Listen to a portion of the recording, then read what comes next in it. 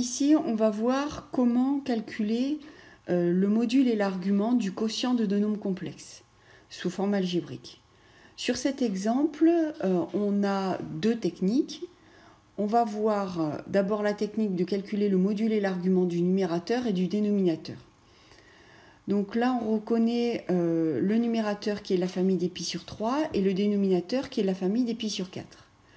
Donc on écrit moins 4 plus 4 racine de 3j. On voit que la partie réelle est négative et la partie imaginaire est positive. Donc on a EJ de pi sur 3. Et au niveau du module, on calcule la racine carrée de moins 4 au carré, donc la partie réelle au carré, plus la partie imaginaire au carré, 4 racine de 3 au carré. Et après simplification, on trouve 8. En ce qui concerne le dénominateur, moins 3, moins 3j, on remarque que la partie réelle et la partie imaginaire sont négatives. Ça veut dire que mon argument, c'est E moins j, 3 pi sur 4, enfin, moins 3 pi sur 4 pour l'argument. Et au niveau du module, on a la racine de moins 3 au carré, c'est-à-dire 9, plus encore moins 3 au carré, donc 9, et racine de 18, ça fait 3 racines de 2. Donc au final, sur mon quotient de nombres complexes, on peut écrire que c'est 8 EJ de pi sur 3 divisé par 3 racines de 2, E moins J, 3 pi sur 4. Alors les modules vont se diviser, donc 8 sur 3 racines de 2, et les arguments vont se soustraire. Donc on a 2 pi sur 3 moins 3 pi sur 4, donc ça fait plus 3 pi sur 4. Et au final, on obtient 8 sur 3 racines de 2, EJ, 17 pi sur 12. On peut traiter ce quotient de nombres complexes d'une autre manière. On peut multiplier le numérateur et le dénominateur par le conjugué du dénominateur. Donc ici, le conjugué du dénominateur, c'est moins 3 plus 3j. Donc on va multiplier au numérateur et au dénominateur par moins 3 plus 3j. Et au dénominateur, on utilise qu'un nombre complexe fois son conjugué, ça fait la partie réelle au carré, plus la partie imaginaire au carré, donc ici 9 plus 9. Alors si on distribue et qu'on fait le calcul, on obtient 12 moins 12j, moins 12 racines de 3j, et quand on fait 4 racines de 3j fois 3j, attention les j carrés ça fait moins 1, et donc on obtient moins 12 racines de 3, le tout sur 18.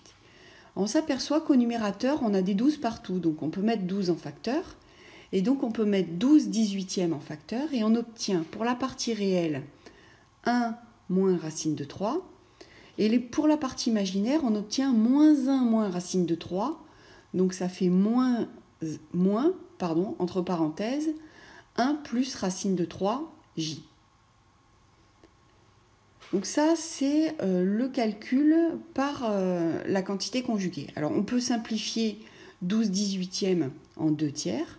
Et donc on obtient 2 tiers fois 1 moins racine de 3 en partie réelle, et moins 2 tiers fois 1 plus racine de 3 en partie imaginaire. On s'aperçoit très rapidement que ce nombre complexe n'est pas dans une famille, donc il va falloir utiliser la seconde règle pour calculer des arguments, c'est la règle avec l'arctangente. On regarde la partie réelle et on voit qu'elle est négative, parce que 1 moins racine de 3, c'est négatif.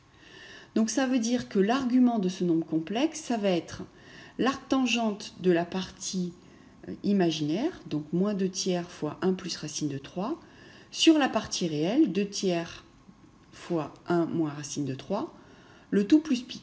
Donc si je simplifie les 2 tiers, là, qui sont au numérateur et au dénominateur, on obtient pi plus arctangente moins 1 plus racine de 3 sur 1 moins racine de 3. Et donc finalement, mon quotient de nombres complexes vaut... Alors le module, c'est la racine de la partie réelle au carré, donc 2 tiers fois 1 moins racine de 3 au carré, plus la partie imaginaire, moins 2 tiers fois 1 plus racine de 3, le tout au carré, fois EJ θ, l'argument que j'ai trouvé juste avant. Alors si on simplifie le module qui est assez affreux, en fait je triche, je prends le module que j'ai calculé dans la méthode précédente, on obtient 8 sur 3 racines de 2, EJ θ, avec θ évidemment l'angle qu'on a calculé juste avant avec la règle de l'arctangente.